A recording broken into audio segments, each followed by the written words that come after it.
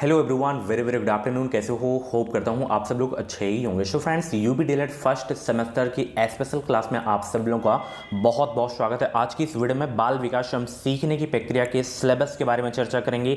कुल कितने प्रश्न पूछे जाते हैं, कितने अंक के पूछे जाते हैं, किस टाइप के क्वेश्चन पूछे जाते हैं और टॉप 20 क्वेश्चन को भी हम इस वीडियो में सॉल्व करेंगे। तो चलिए वीडियो को स्टार्ट करते हैं। डीएलएड टीचिंग एग्जाम की पल पल की लेटेस्ट ऑथेंटिक अपडेट पाने के लिए अभी कभी एजुकेशन डिसाइड यूट्यूब चैनल को सब्सक्राइब कर लीजिए, ताकि जो भी अपडेट आए वो अपडेट आपको मिलती रहे हमारे चैनल के माध्यम से। तो चलिए वीडियो को स्टार्ट करते हैं। सबसे पहले मैं बता देता हूं, जो आपके प्रश्न पूछे जाएंगे इसमें 50 अंक के पूछे जाएंगे। ठीक है, बाल विकास एवं सीखने की प्रक्रिया के 50 अंक के प्रश्न पूछे जाएंगे। अब इसमें देखिए, जो प्रश्नों की संख्या होगी वो होगी 40। ठीक है, इसमें अति लघु उत्तरी, लघु उत्तरी और बहुविकल्पी 3 टाइप के क्वेश्चन पूछे जाएंगे। ओके ना। चलिए, अब यहाँ पे देख सकते हैं इसका ये सिलेबस है। जैसे बाल विकास का, यहाँ पे बाल विकास का अर्थ हो गया, आवश्यकता तथा क्षेत्र हो गया, बाल विकास की अवस्थाएं हो गई, ये सब अवस्थाएं के नाम लिखा हुआ है।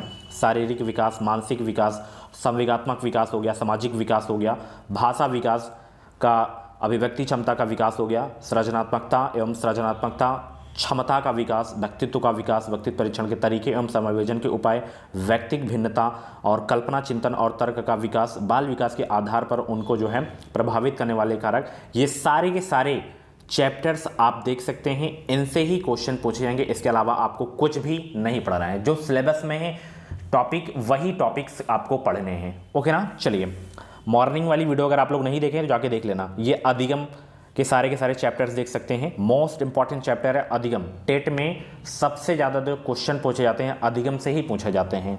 उसके बाद यहाँ पे देख सकते हैं, ये जैसे पावलाव का संबंध प्रतिक्रिया का सिद्धांत, स्किनर का क्रिया प्रसूत अधिगम का सिद्धांत, कोहेलर का शूज या अंतर्दृष्टि का सिद्धांत, ये जो आपको टॉपिक दिख रहे हैं ना, यही प्रश्न, यही टॉपिक से यूपी टेट में क्वेश्चन पूछे जाते हैं। ओके, तो ये मतलब कोई ज़रूरी नहीं कि आप केवल सेमेस्टर के लिए ही पढ़ें, ये टेट में काम आएगा। सी टेट का फॉर्म भरेंगे तो, हालांकि सी टेट में क्या होता है, कंटेंट नहीं पूछा जाता, तो उसमें क्या होता है, पेडागॉगी ज़्यादा पूछा जाता है। तो ये कंटेंट वाले जो प्रश्न पूछे जाते हैं आपके टेट में पूछे जाते हैं, तो ये क्वेश्चन, ये चैप्टर्स आपके टेट में बहुत हेल्प करेंगे। ओके, तो अच्छे तरीके से आपको तैयारी करनी है। चलिए, ये देख सकते हैं, अगर आप डीएलएड फर्स्ट सेमेस्टर की अच्छे से तैयारी करके टेट देते हैं तो मैं गारंटी के साथ कहता हूं कि आप टेट पहले ही प्रयास में क्वालिफाई कर लेंगे। ये मैं गारंटी के साथ कहता हूं। ये सारे के सारे चैप्टर्स देख सकते हैं। अभिप्रेरण की जो है विधियां, स्मृति, सांख्यिकी, और यहाँ पे क्वेश्चन आपके आ गए हैं। चलिए हम सॉल्व करते हैं। पहला प्रश्न क्या है, क्रिया प्रसूत अधिगम सिद्धांत के प्रतिपादक हैं कौन? बताएंगे सब लोग भाई, क्रिया प्रसूत अधिगम सिद्धांत के प्रतिपादक हैं कौन? पहला का जवाब देने का प्रयास करेंगे सब लोग। टॉलमैन, स्किनर, कोहेलर या हेल?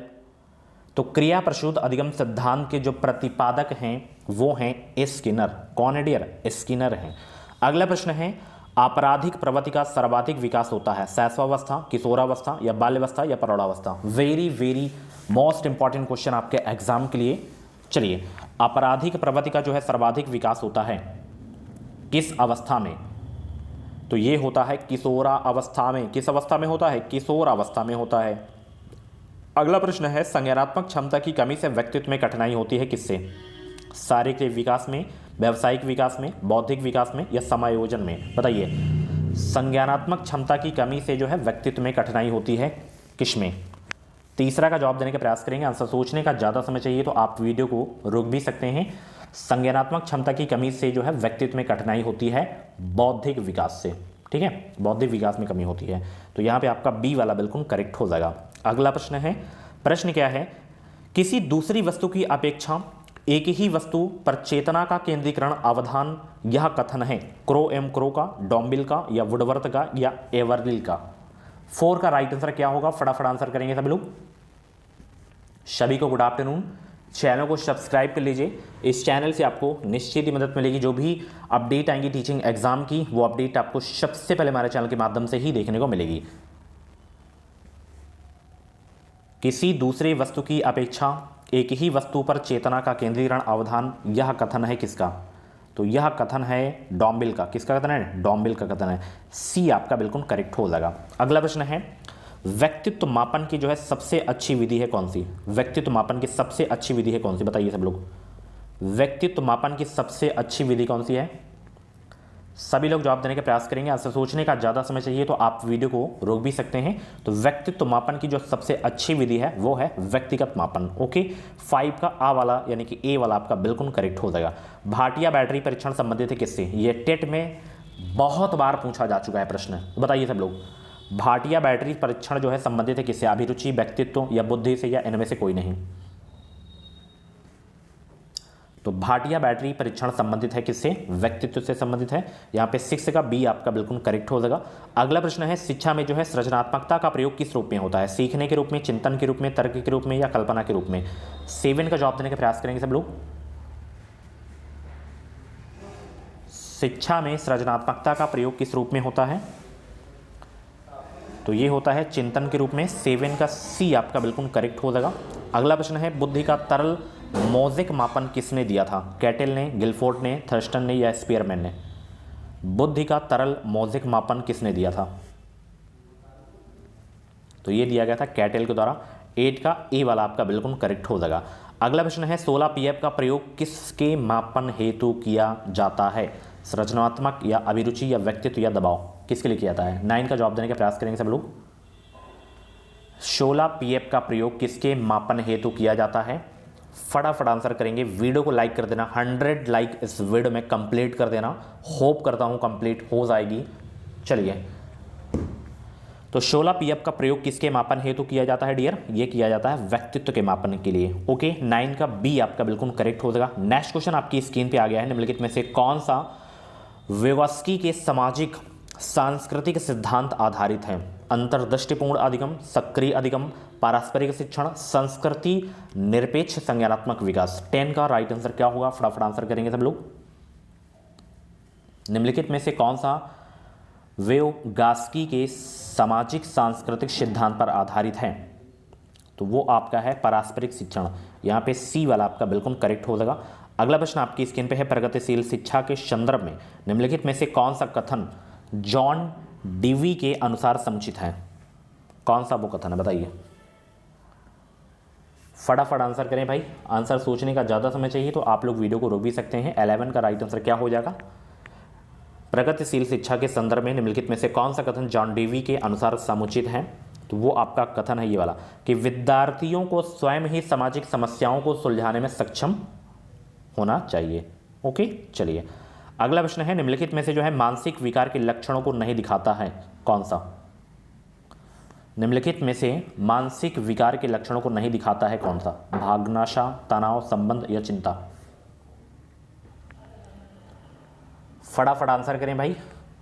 12 का जवाब देने का प्रयास करेंगे सब लोग। निम्नलिखित में से मानसिक विकार के लक्षणों को नहीं दिखाता है, संबंध नहीं दिखाता है। ठीक है, यहाँ पे सी वाला आपका बिल्कुल करेक्ट हो जाएगा। शारीरिक गति बुद्धि रखने वाले बच्चों को की जो है अंतिम अवस्था निम्न में से कौन सी हो सकती है? शल्य चिकित्सा या कवि या वाचक या राजनीतिक नेता? शारीरिक गतिक बुद्धि रखने वाले बच्चों की अंतिम अवस्था निम्न में से हो सकती है, बताइए कौन सी हो सकती है? तो वो हो सकती है शल्य चिकित्सा। यहाँ पे आपका जो है ए वाला आपका बिल्कुल करेक्ट हो जाएगा। श्रवण बाधित बच्चों को पढ़ाने के लिए प्रयुक्त की जाती है ब्रेल लिपि, यंत्र या सांकेतिक भाषा, ये सभी। 14 का जवाब देने का प्रयास करेंगे। तो देखिए, जो श्रवण बाधित बच्चे होते हैं उनको जो है सांकेतिक भाषा के रूप में प्रयोग किया जाता है पढ़ाने में। ओके, यहाँ पे बी वाला आपका बिल्कुल करेक्ट हो जाएगा। अगला प्रश्न है, सृजनात्मकता मुख्य रूप से संबंधित है किसे? मॉडलिंग से, अनुकरण से, अभिसारी चिंतन से या अपसारी चिंतन से? बताइए किससे संबंधित है? बहुत अच्छे। सृजनात्मकता मुख्य रूप से संबंधित है किससे? ये अपसारी चिंतन से संबंधित है। यहाँ पे डी वाला आपका बिल्कुल करेक्ट हो जाएगा। अगला प्रश्न है, राष्ट्रीय पाठ्य चर्चा की रूपरेखा यानी कि एनसीएफ 2005 दस्तावेज की भाषा के लिए निहित है क्या? एक भाषा, द्विभाषा या तीन भाषा या बहुभाषा? एनसीएफ 2005 दस्तावेज की भाषा के लिए निहित है तीन भाषा। कितनी भाषा? तीन भाषा है। अगला प्रश्न है, समाजीकरण वह प्रक्रिया है जिससे बच्चे और वयस्क सीखते हैं परिवार से, विद्यालय से या साथियों से या सभी से? समाजीकरण वह प्रक्रिया है जिससे बच्चे और वयस्क सीखते हैं तो परिवार से भी सीखते हैं, विद्यालय से भी सीखते हैं, साथियों से भी सीखते हैं, ठीक है। समाजीकरण यही प्रक्रिया है, तो इन सभी से सीखते हैं बच्चे, ठीक है। बुद्धिलब्धि मापन के जन्मदाता हैं एस्टन, टर्मैन, बिने या कोई नहीं, इनमें से बताइए बुद्धि मापन के जन्मदाता कौन है? तो वो है टर्मैन। 18 का सी आपका बिल्कुल करेक्ट हो जाएगा। जड़ बुद्धि वाले बालक की बुद्धिलब्धि कितनी होती है? जड़ बुद्धि वाले बालक की बुद्धिलब्धि कितनी होती है?